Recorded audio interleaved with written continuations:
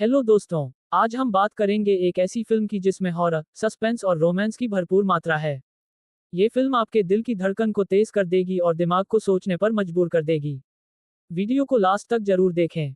चलिए, बिना देर किए शुरू करते हैं।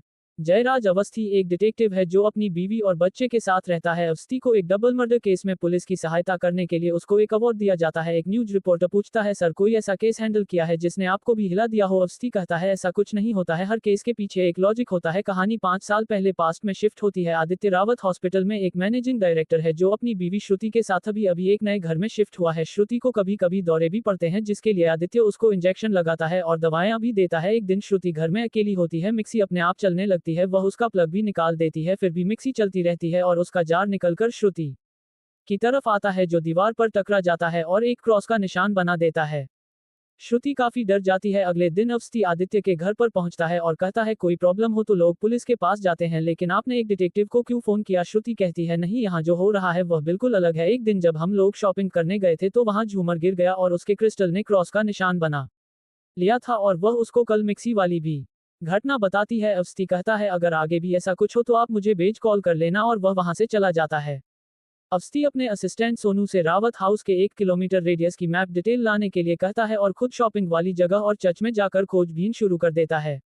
अवस्थी अपनी डायरी में कुछ नोट करता है। वहीं पास बैठा एक बूढ़ा आदमी उससे कहता है, मैं कुछ मदद करूं, लेकिन अवस्थी उसको मना कर देता है। रावत के हॉस्पिटल में सेमिनार चल रहा होता है। अचानक से सभी पंखे बहुत तेजी से चलने लगते हैं और एक पंखा उड़कर आदित्य की तरफ आता है जो दीवार पर टकराकर क्रॉस का निशान बना लेता है। अफरा तफरी मच जाती है, सभी लोग वहां से भागने लगते हैं। तभी अवस्थी की नजर एक लड़की पर पड़ती है।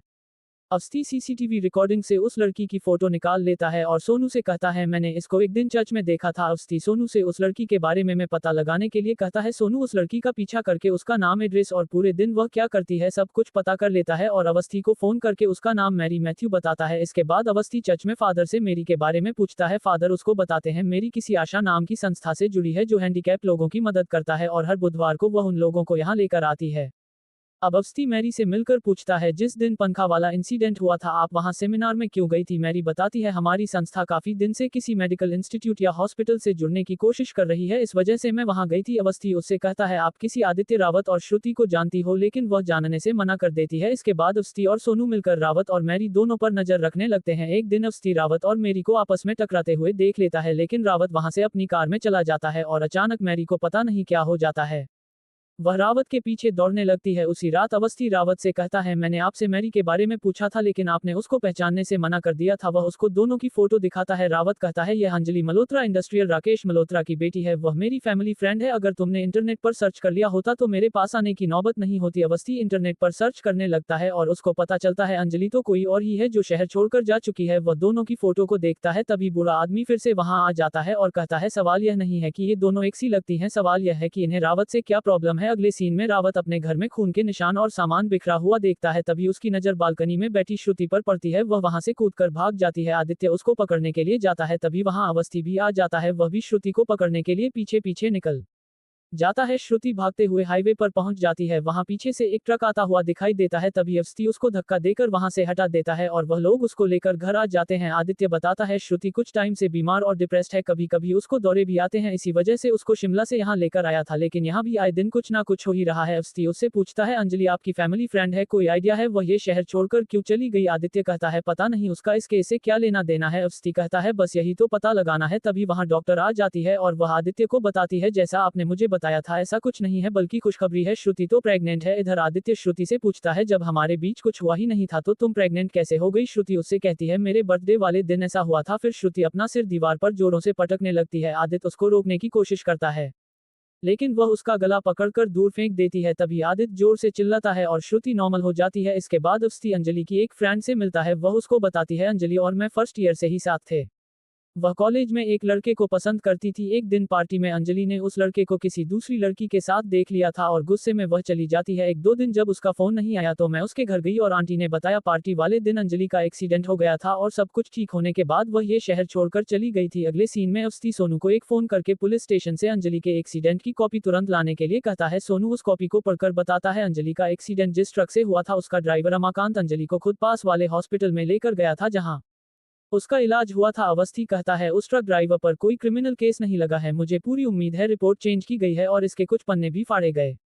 अवस्थी सच का पता लगाने के लिए अंजलि के पिता से मिलने उनके घर जाता है। वह उसको बताते हैं एक्सीडेंट के बाद अंजलि बच गई थी, उसका चेहरा बहुत बिगड़ गया था जिसकी प्लास्टिक सर्जरी करने के लिए उसको लॉस एंजल भेजा गया था। वह जब वापस आई तो बिल्कुल बदल गई थी और अपने जैसे एक्सीडेंट विक्टिम को सुधारने में संस्था से जुड़ गई थी। यहाँ से सीधा बस्ती श्रुति के पास जाता है और उसको बताता है मैरी और अंजलि एक ही है, जो कुछ भी यह हो रहा है उसको खत्म करने के लिए आदित्य और अंजलि को एक जगह मिलना होगा। वह तीनों चर्च पहुंच जाते हैं। आदित्य वहां बैठ जाता है और अवस्थी श्रुति दोनों छिपकर उस पर नजर रखने लगते हैं। तभी वहां अंजलि भी आ जाती है और वह अपनी शक्तियों से रावत को हवा में उछाल कर दूर फेंक देती है। ये सब देखकर श्रुति डर जाती है और बहुत जोर से चिल्लाती है। तभी अंजलि उसको छोड़ देती है और वहां से चली जाती है।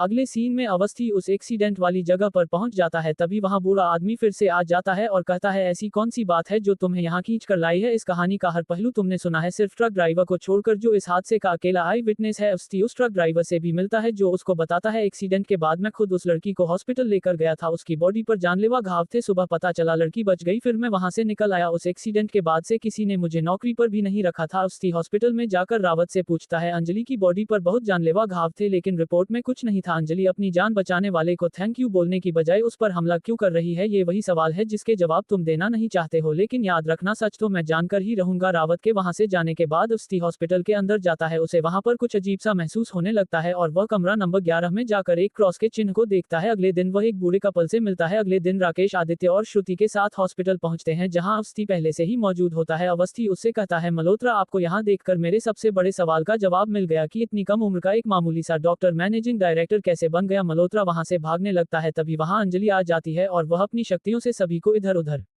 मारने लगती है और श्रुति को घसीटते हुए एक कमरे में ले जाती है। अवस्थी जोर से एमी चिल्लाता है। तभी वहां बूढ़ा कपल आ जाता जिससे वह कुछ दिन पहले ही मिला था। बूढ़ी औरत उससे कहती है बस कर बेटा, जाने दे से। अंजलि उसे छोड़ देती है और वह बहुत जोर जोर से रोने लगती है। अवस्थी कहता है यह अंजलि नहीं है और ना ही मैरी है, यह एमी आर मैथ्यू इनकी बेटी है। और श्रुति से वह सच बताने के लिए कहता है। श्रुति सबको बताती है अंजलि के एक्सीडेंट के बाद उसका हार्ट डैमेज हो गया था, उसकी कंडीशन बचने लायक बिल्कुल नहीं थी। तभी राकेश मल्होत्रा ने अंजलि को कैसे भी बचाने के लिए उन्हें बहुत सारे पैसे और हॉस्पिटल उनके नाम करने के लिए कहा। हॉस्पिटल में एमी आर मैथ्यू काफी दिनों से कोमा में थी और उसका ब्लड ग्रुप अंजलि से बिल्कुल मैच हो गया था। पैसे और हॉस्पिटल के लालच में उन्होंने एमी का दिल मैरी के दिल से बदल दिया था जिससे एमी की मौत हो जाती है। अवस्थी कहता है एमी को मारने का गिल्ट जब श्रुति को परेशान करने लगा तो वह डिप्रेस्ड रहने लगी और अपने रिश्ते को संभालने के लिए तुम लोग यहाँ शिफ्ट हो गए। तुम लोगों ने एमी आर मैथ्यू की जान तो ले ली मगर उसने अपनी जान सच को बाहर लाने में लगा दी। कुछ भी कर लो, सच एक दिन सामने आ ही जाता है और पुलिस उन तीनों को एमी मैथ्यू के कत्ल के इल्जाम में अरेस्ट कर लेती है। कहानी 6 महीने बाद शिफ्ट होती है जहाँ श्रुति जेल में एक